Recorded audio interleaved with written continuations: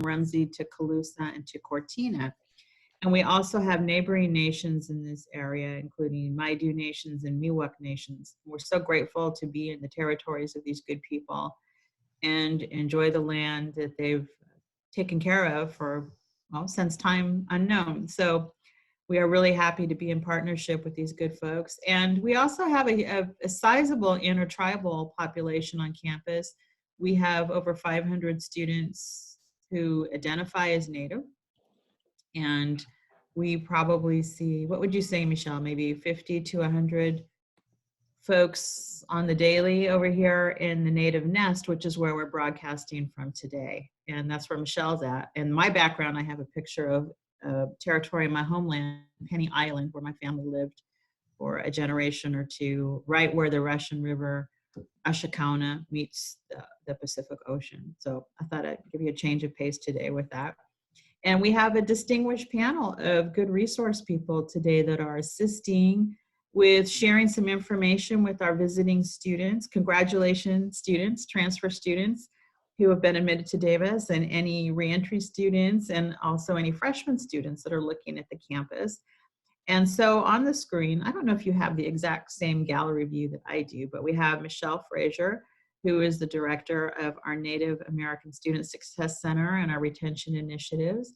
We have Lynn Fowler from the Internship and Career Center, perched in front of a beautiful rendering of South Hall, North Hall, South Hall. So a point of interest, North and South Hall were original dormitories or residence halls on campus. And now they've transformed into student resource centers, and they're right in back of the Nest, actually. And then we have Hope Medina, who is director of the Transfer and Reentry Center and also runs the Veteran Success Center. We're very glad to have Hope here with us today. We have Dr. James Letts, who is from the College of Biological Sciences, doing some exciting work and also a wonderful faculty contact and mentor to many students going into the biological sciences area. We have Tracy Thomas, hello, the counselor in our counseling programs here on campus. She'll tell you a little bit more about what she does in a bit. And she has an outpost here in the Native Nest and is available to students regularly. And we have Mary Jane Andreas, who works over in the Cross Cultural Center and helps run a number of programs, including the Powwow at Davis, which is a big production annually. And I don't know if he's visible or not, but we have Lars McBride, who's from undergraduate admissions. Let's say hi, Lars. And he keeps us going. He keeps us running with communications and contact with students. So we're very glad to have everybody here with us today. So first of all, I think I would like to ask each person if you would give us just a brief overview of what kind of things you do at your center or in your position and how students can access your services, please. Michelle, would you like to start?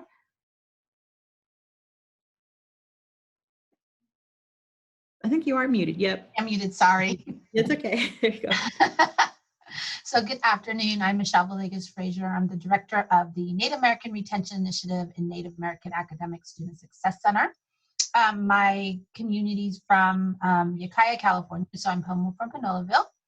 I've been at the university for about 25 years now in different capacities, but I opened up this center, which is brand new to the campus, in 2017. So we've been around for about 3 years.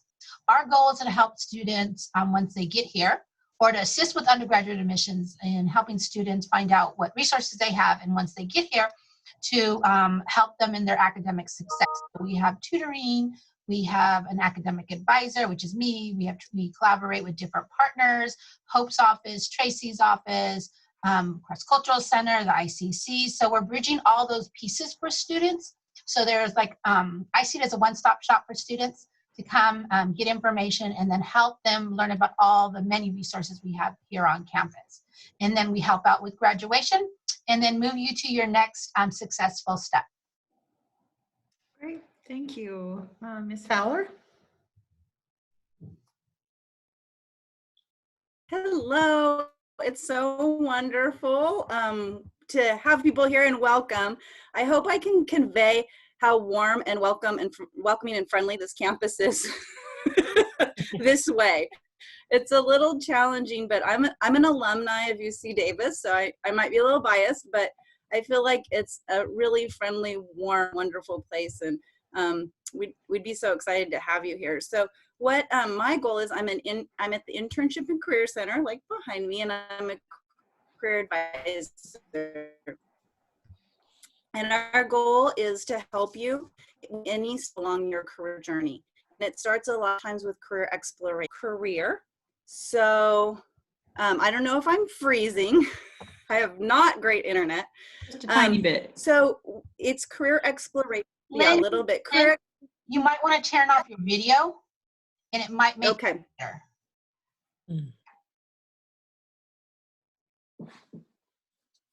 Or maybe I freezed her. So hard.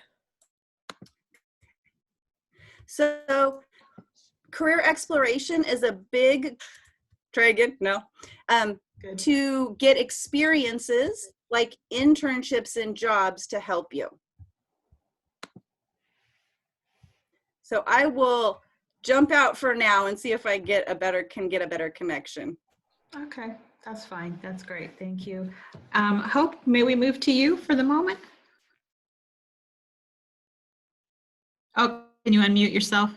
Thank you so much. Hi, thank you. Welcome, everybody. My name is Hope Medina, and I am the Director of Transfer and Veteran Services here at UC Davis. I'm originally from Nebraska, and I came out here to get my doctorate degree. And after I did, like so many folks who come to UC Davis, I just stayed in various campus positions. So I have been on campus since 1997. I'm going on my as far as being an official staff, 20 years, but I've been on campus since 1997, if you count my time as a student. And I oversee two centers and support two centers, the Transfer and Reentry Center and our Veteran Success Center.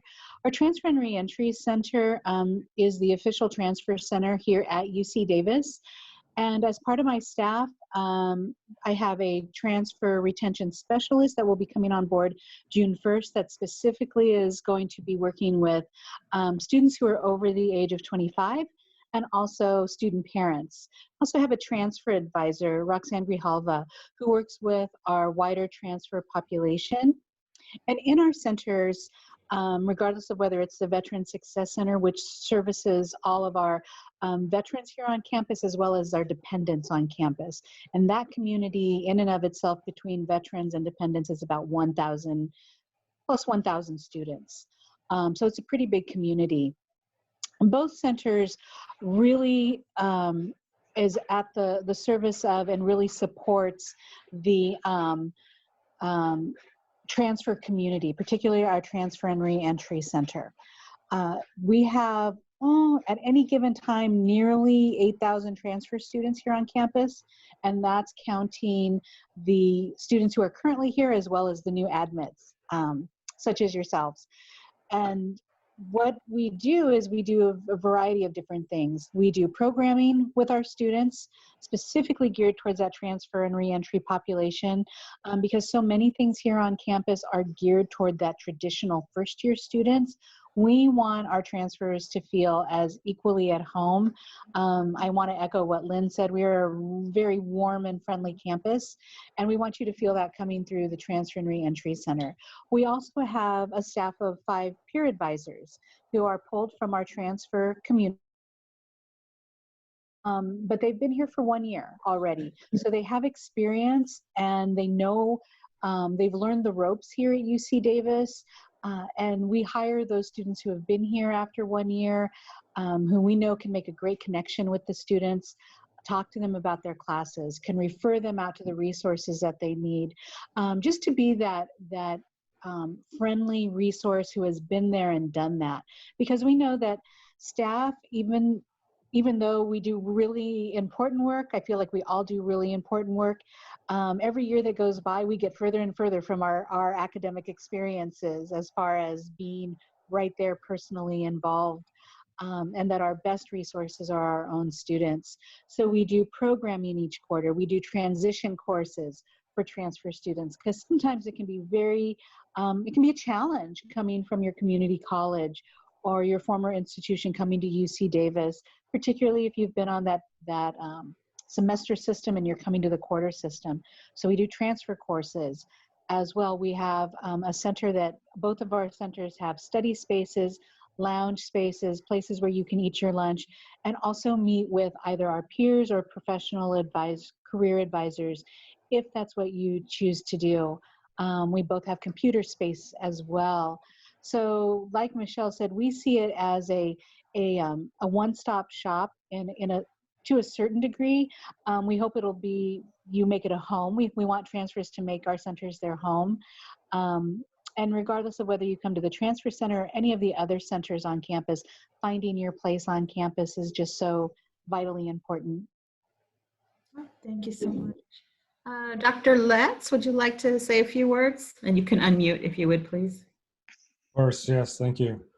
So my name is Dr. James Letts. I'm an assistant professor in molecular and cellular biology on campus. So in that capacity, I do a number of things. I run an original research laboratory in structural biology. I teach in the biochemistry program, and I'm also involved with the American Indian Science and Engineering Society on campus, which is run by students, but I involve myself in that as well to help encourage them. And we have a number of transfer students involved in that as well. So the acronym is ACES for that, and it's a nationwide program actually.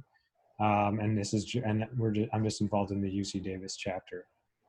So ACES is a great resource for transfer students as well, because the students involved have been at UC Davis as well, and have been through a number of the courses that you will be taking, as well as have had a number of the professors that you will also have.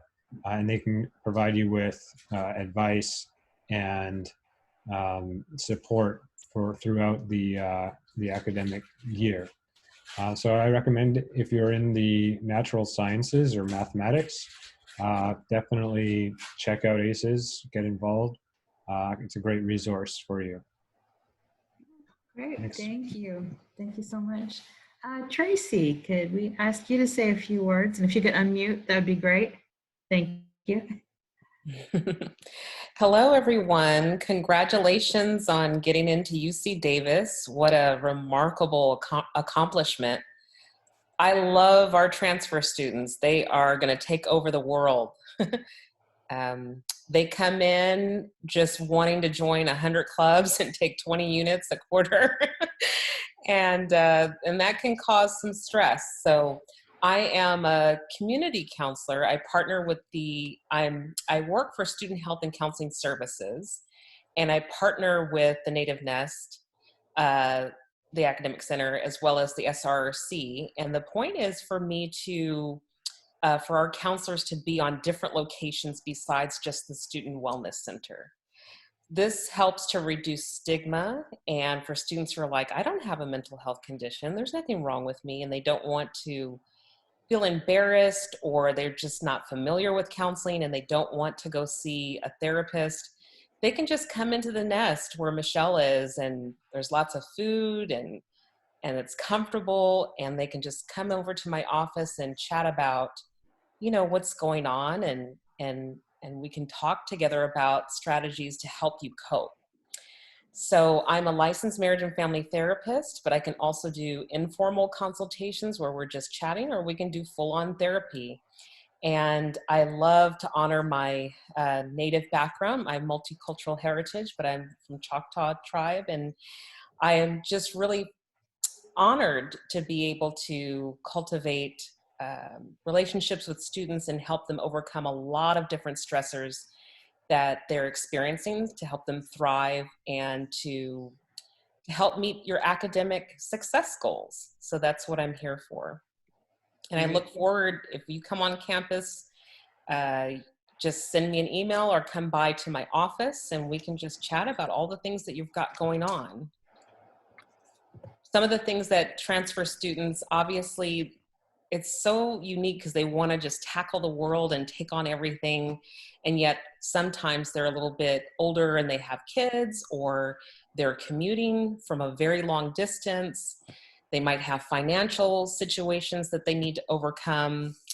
And just trying to get used to the new quarter system is a lot of times what the stressors are. So I can help with all of that, and I look forward to it. But again, congratulations on getting into the university.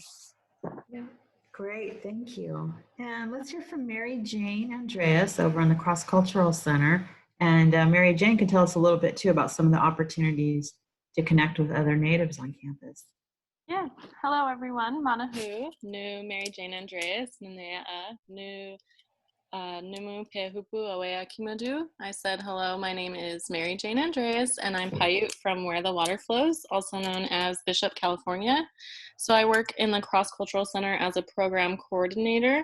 The big tasks that I oversee is the annual UC Davis Powwow and Indigenous Arts Market, as well as the Middle Eastern, North African, South Asian Leadership Retreat. But I do general programming for the Native American, Indigenous, and Manasa communities throughout the entire year. So what that looks like is different workshops, conferences, professional development opportunities, as well as a few retreats and collaborations with other departments and student organizations on campus. So some of the resources and opportunities that we have for students is to be involved with powwow. You could be on the powwow committee. Everybody's welcome to join. We're also looking for volunteers for the day of. And we do also have a powwow internship available for students where you can receive academic credit for being involved with the powwow committee and the planning and organization of the powwow itself. We also have multiple resources and supplies available within our center. So if you're looking for Blue Books, Scantrons, and stuff like that, we have those available for free. And our space, the Cross Cultural Center, is held in the Student Community Center, and it's utilized by students for many different things, such as just studying, hanging out with friends, or just resting in between classes and stuff like that. Anybody's more than welcome to come in and utilize our services.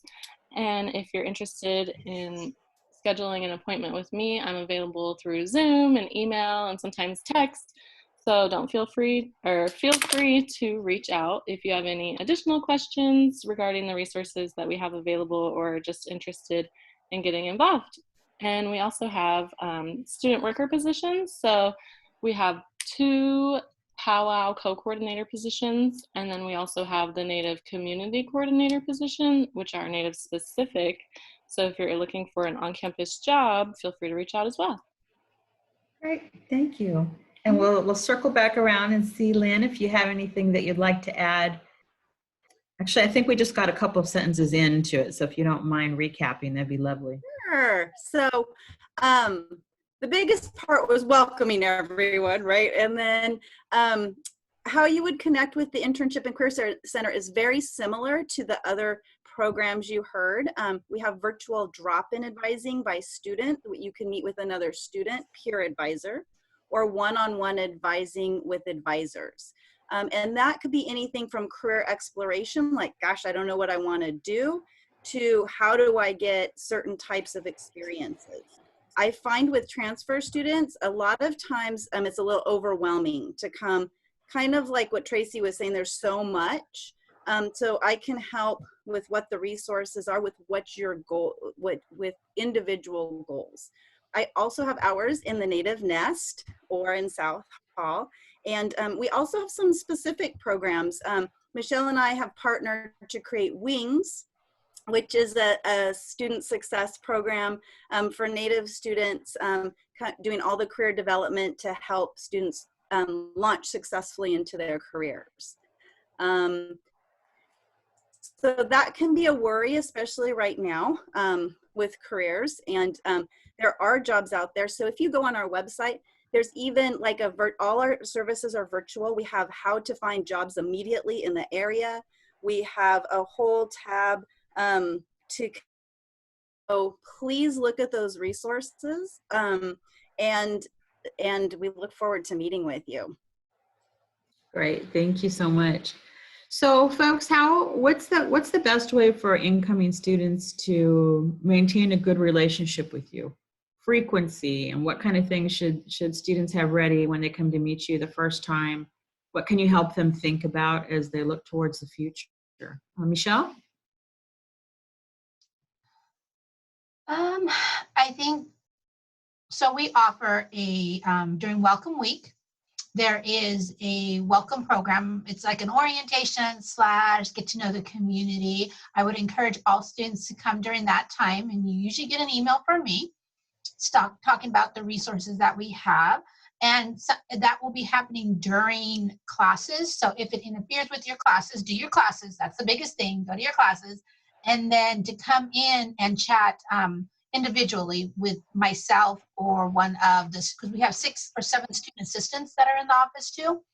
And I think for incoming students is, everyone's talking about a lot of resources and a lot of things that are available. So again, that's super overwhelming. It's even overwhelming for me, and I work here.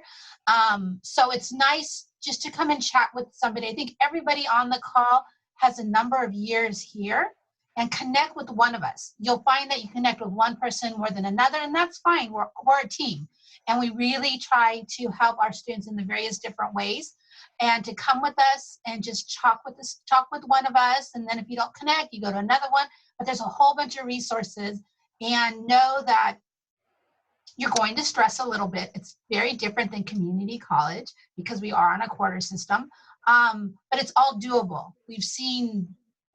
We've helped students in various different ways, helping them do time management, maybe just dealing with life issues, the transition to a 4-year college, transition to research.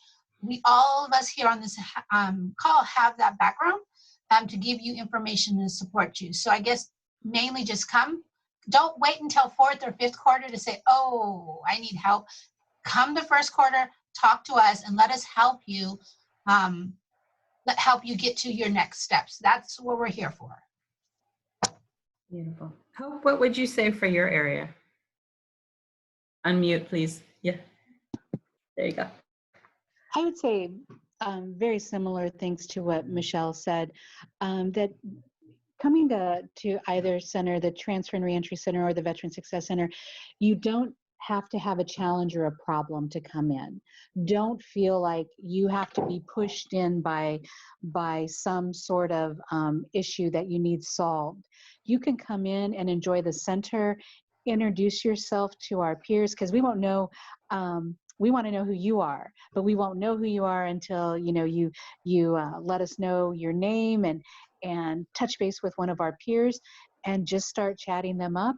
Use the space. You can come in and study and relax, as long as you swipe in and you can, folks are going to leave you alone. It's not the kind of place where you're going to be pestered. We certainly want you to feel comfortable, and we'll ask how we can help in any sort of way.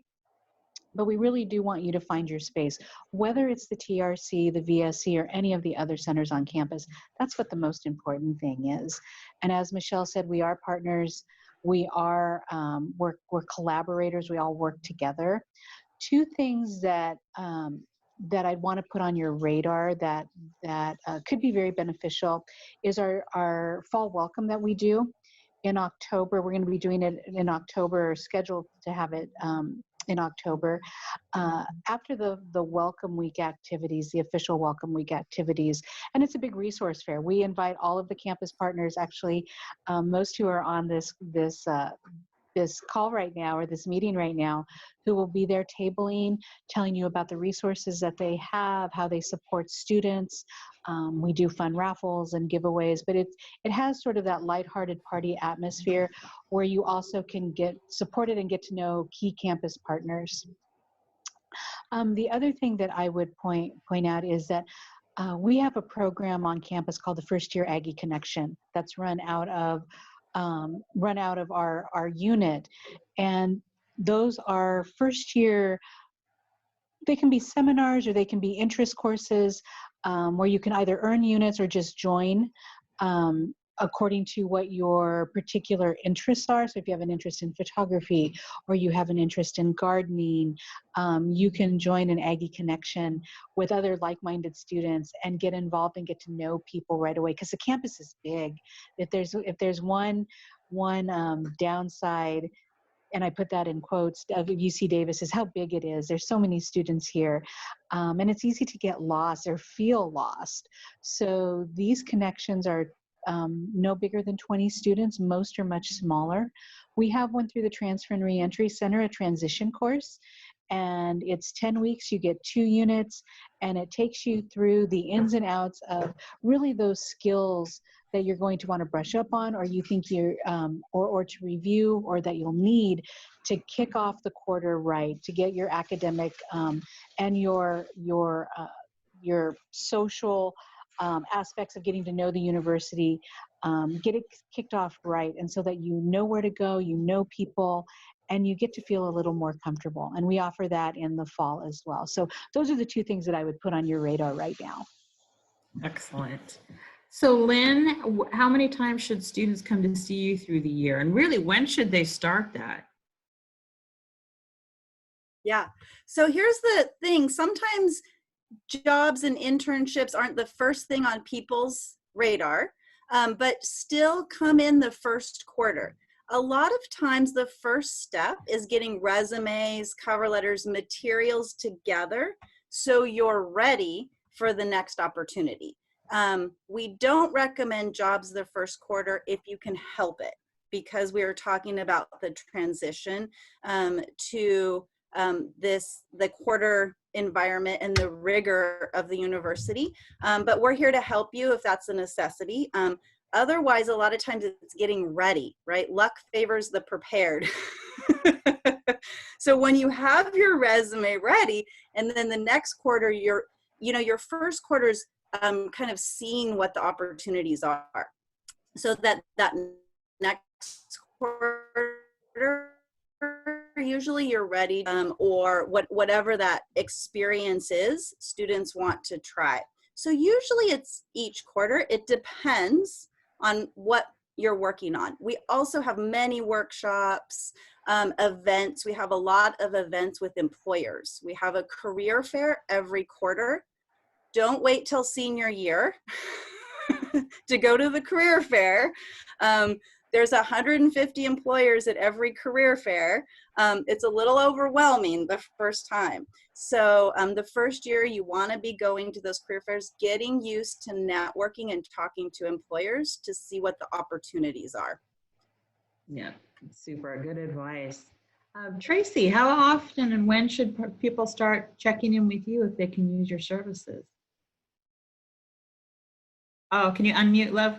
Thank you. Okay. Goodness. Thank you. I think the first time students start to realize, at least, for the specifically transfer students start to realize, maybe I need to talk to someone, is literally after they decide to come. I mean, there's this huge excitement because you're coming to one of the best universities in the nation. It's huge. The campus is gorgeous.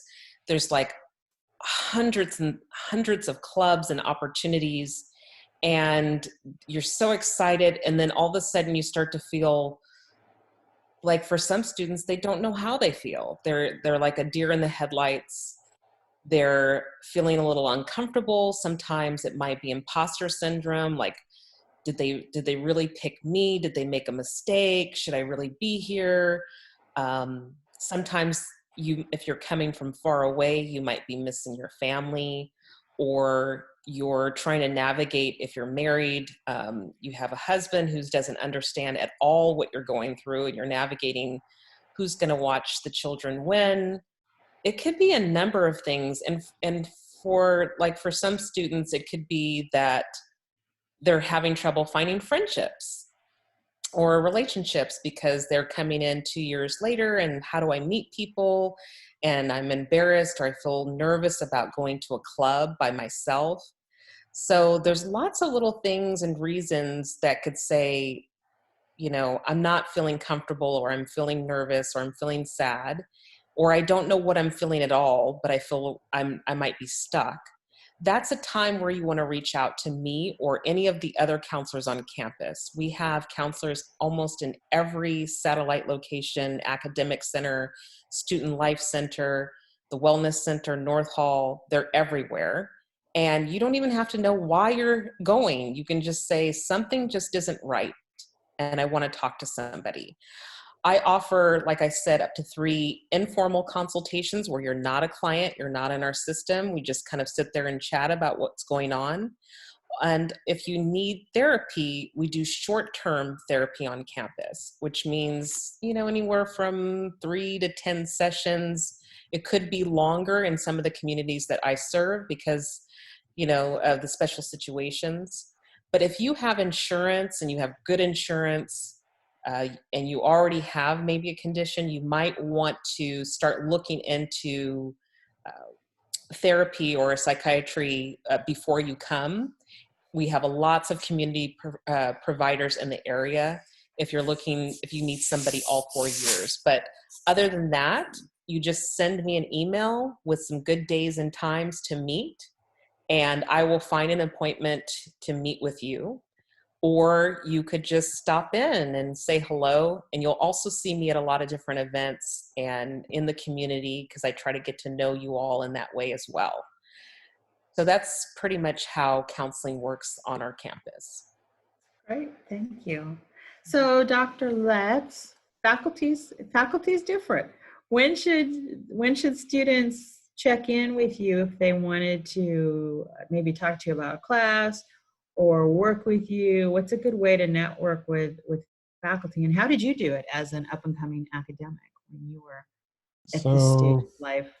Yeah, so one thing I'd like to say is that as a major research university, there are lots of opportunities to get involved in scientific research on the UC Davis campus across all fields, including the humanities. My experience, of course, is more in the natural sciences,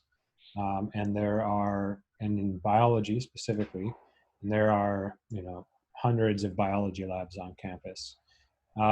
So there are lots of opportunities for undergraduates and transfer students to get involved in cutting edge scientific research. The best way to get in touch with me is probably through ACES, because I try to attend the weekly meetings as often as I can. But also, if you're in my course, you can come up to me after a lecture and speak with me, or during office hours. And you can, let me know your interests, and I can see what I can do to help. Of course, in every laboratory, there's limited space, so there's not, always opportunities in any one particular lab, but across the campus, there's usually opportunities to be had. So yeah, the best way to contact me or get a hold of me is through ACES or email, or the standard ways. Would you say, Dr. Letts, there's any particularly good examples of students contacting you or working with you and you say, this is textbook, the good way to do it. This makes it easier for me to help you as a student? Yes, I would say that there is some technique in writing an email to contact somebody about opportunities. It's really a science into itself. But if you really want to catch somebody's attention that you're interested in working with, you do have to do the research and figure out what it is exactly that they're doing and why it excites you. And if you can put that into an email, you'll be, head, above the competition, so to speak, in that most students who are just like, I saw your website and is there any opportunities? Those students aren't as exciting as someone who's like, oh, I saw your website, I read this article, I really think what you're doing is interesting for these reasons, and show that you've actually done some research and you are actually interested in the subject matter. And this could be true for any job application, really, or looking at any opportunity. The more kind of legwork you put in beforehand, the more you'll stand out from the crowd, so to speak. So the best emails that I've gotten from students really describe, or really demonstrate that they understand what's going on in the lab and explains why they find that research particularly exciting and why they want to get involved. No, excellent. Thank you so much for that insight. I will also say that ACES is a good example of something that looks like a club and functions like a club, but also has wonderful networking opportunities out throughout the US. So I don't go to the ACES meetings on campus, but I often go to ACES to represent the campus and offer sessions there. And a couple of things that I enjoy doing when I go to ACES is one, going to poster sessions. So we get to see young scientists, young native scientists from throughout the country who present their original work and share that. And we get to go up and find out what they're doing and what the implications are, why it's important. So it's a wonderful professional development opportunity for the students. And I inevitably learn things that I didn't know before. And ACES also has wonderful, wonderful opportunities at their national conference to meet with companies and have your resume looked at and reviewed.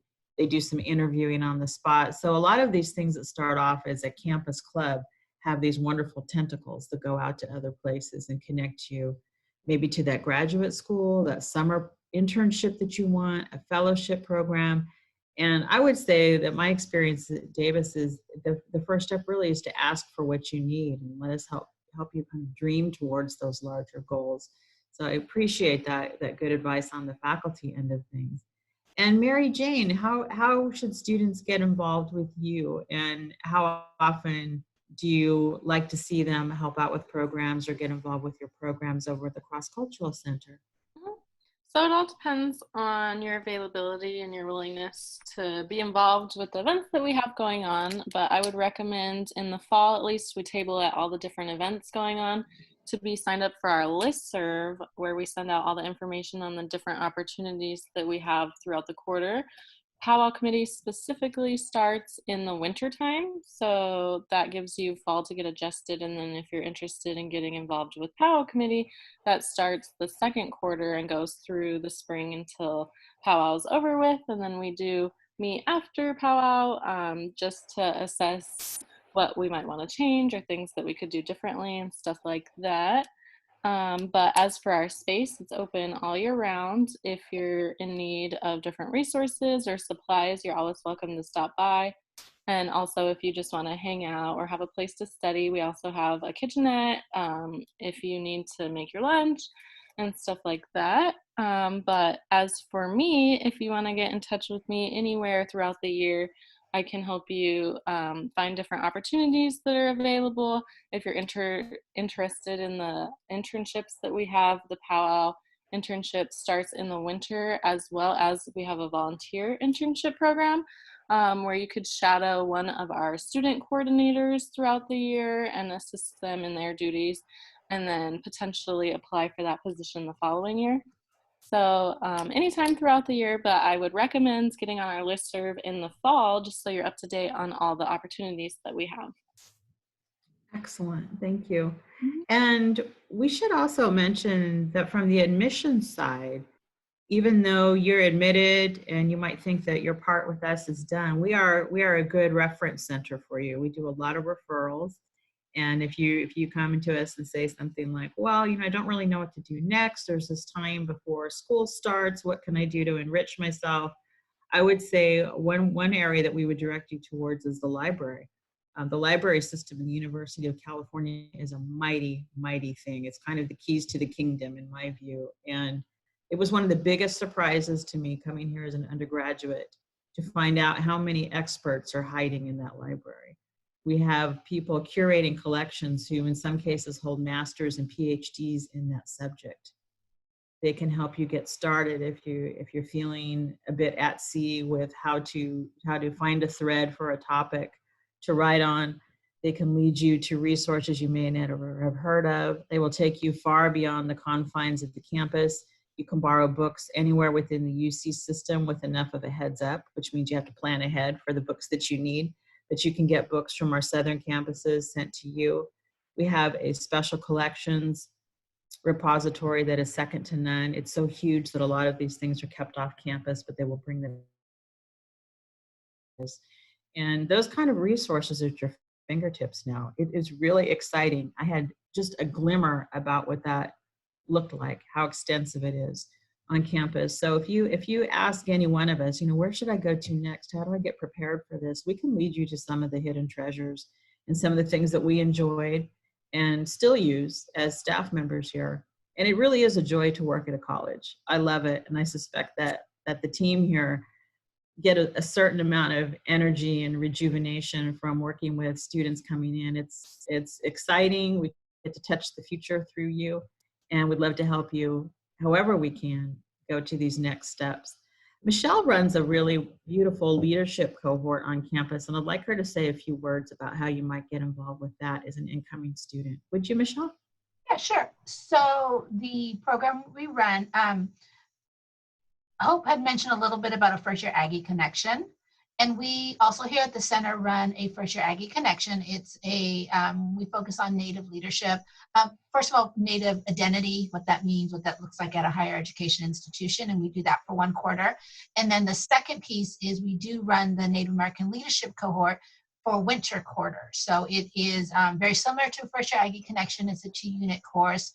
It's run through Native American Studies, so it's an NAS 198 or NAS 98 course. Pass, no pass, and we're looking at different types of leadership. We're looking at the traditional leadership that you all maybe remember in high school, or maybe leadership positions in your community college. But then we also look at, what does a Native leader mean? What does it look like? What does it feel like? And how can, if you're interested in moving that forward in your own personal growth. So we do, again, a fall and a winter quarter, and they are 2-unit courses, and they're run through NAS. So that is housed here at the center. Usually it's a smaller cohort of students, about 8 students every quarter, but every quarter it's getting bigger. And then depending on how things are rolling, we will offer a spring course, which then tags into career assessment, career leadership, next steps after graduation. So potentially it could be a full year course that students take. On top of that, I also want to mention, since the center is a home away from home for a lot of our students, we really do a lot of workshops. We do a Waffle Wednesday, which is the second Wednesday of the month. We do these community events where we just pull in anyone, faculty, staff, students that want to come in and just, we don't talk shop, we don't talk academics, we just talk and we eat, and we eat lots of bad food. We make our own waffles, and we just sit here and eat, and sometimes through that, well, most of the time through that, we build community. And it's not just students, and it's not just students that traditionally come here, it's anybody from throughout the campus that wants to join. And you'll notice on our Facebook and Instagram, you'll see a lot of our workshops. We do coffee talks, we talk about Indigenous identity, we do a tribal presentation. We're also connecting with Tracy, and Tracy's doing some meditation and reflection. Now everything's online this quarter, so you'll kind of get a touch of what we're doing. I invite you to come look at and participate in some of our events, so you can see some of the things that we do. But just know that most of those will be done in the fall or when we return back to our campus. Excellent, thank you. I should mention as well that we have a wonderful Native American Studies program on campus that runs from the bachelor's degree up through the PhD. And we also have some postdocs, and you can be pursuing a master's or a PhD here in another field and do a designated emphasis in Native American Studies if you like. That's also connected to something called the Hemispheric Institute of the Americas at Davis. So studying community issues, tribal issues, tip to tip of the American continents here in this hemisphere. We also have the wonderful C.N. Gorman Museum, which, as far as I know, is the only indigenously based museum in the whole UC system. It's quite tremendous. They do a new show quarterly, and that's a wonderful resource for students. If you're art students, or if you just love Native art, it's a wonderful place to go. We also have 2 big intertribal areas in this region of California, Sacramento and also the Bay Area. And so some of that is the legacy of relocation, where when our relatives from other other areas were brought in and compelled to move to the cities. And so we're on several generations now of folks from other tribes that have come in, and that makes California the most tribally diverse state in the nation, I believe. So we have lots and lots of wonderful people and traditions out here. You may have been following on Facebook, looking at the social powwow that's going on, and just all the wonderful stories and traditions that are being shared and showcased in that. And we also have a nice cycle of powwows in this area of California, as well as a cycle of our traditional ceremonies that are indigenous to the California nations. So it is a rich area. It's tremendously warm, I would say. There's lots of ways to get involved and help and learn about ways other than your own, and share your own as well. Something that I've enjoyed at the Nest in the past year or so are the tribal presentations that our students are doing. Some know a lot when they come in. They know their family history, know the history of their nation thoroughly. Other students, that's something that they haven't had privilege to learn about because of circumstance and history of the areas. And so they reconnect with that when they're here. They get a lot of help for that. Something I also want to share is that there's not a big division. There's not a rift between undergraduate, lower division and upper division level students here. And especially at the Nest, you just see a tremendous family feeling between maybe freshmen who've just started and the transfer students that have just started. Of course, everybody runs into their own challenges when they come in there. And something that transfer students told us a couple of years ago, they said, you just kept throwing these resources at it. And I was saying, yeah, I'll look at it later. And you just should have kept on me to really get in there, because time goes so fast. And we only get a couple of years with you, our transfer students. And so we'd like that to be as rich as possible. And please feel free to ask. Please feel free to let us know what you're thinking about, what you're concerned about when you come in, so we can get you in the right direction for you and get that balance that you need to do very well here. Would anybody like to add anything, or would any panelists like to add a question for one of your fellows here? And students, if you have any questions, you could throw them up on the chat and I will announce those too. Anything anybody wants to ask? Hope, can you talk, or maybe somebody else can address some of the resources for students who might come in with children to campus, that might have their own families? Oh, can you unmute? You were there, Yeah. Thank you. Okay. We have resources for student parents are actually split across campus. There is not one central place where everything is located, and that can be a challenge sometimes. But our Women's Resource and Research Center has the diaper closet. That they give out free wipes and free diapers. I believe they also have formula as well that they offer through there. So students can go there. And now that we're working virtually, they're partnering up with our Aggie Compass and Basic Needs Center and the pantry, so that they can come and if they need those kinds of resources for children, diapers, wipes, formula, what have you, they can pick those up, as well as go to the pantry or go to Aggie Compass and get a free bag of food as well. That includes fresh vegetables and fruit on a weekly basis. And those are the kind of resources that you want to keep in mind anyway. They are not just exclusive to student parents like Aggie Compass. Any student can access the Aggie Compass Basic Needs Center and the pantry as well to get free food and such as well. There are childcare centers on campus, and there are childcare grants offered as well on campus as for students too, that are available to students. So that's something worth checking into if you need those kinds of resources, as well as if you don't feel comfortable, or if those spaces, because oftentimes those spaces get taken quickly, get a referral to other child care centers in and around Davis as well.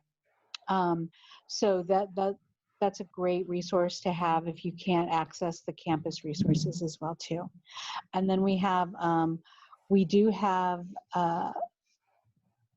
housing for student parents, on campus student housing that is available, which is Solano Park, which is very close to Central Campus, so it's very centrally located. They are building new campus housing for student parents, but it is not going to be ready for a couple of years, but that's on board. And we do have some campus housing as well. Beautiful. Thank you so much. You're welcome. Yeah.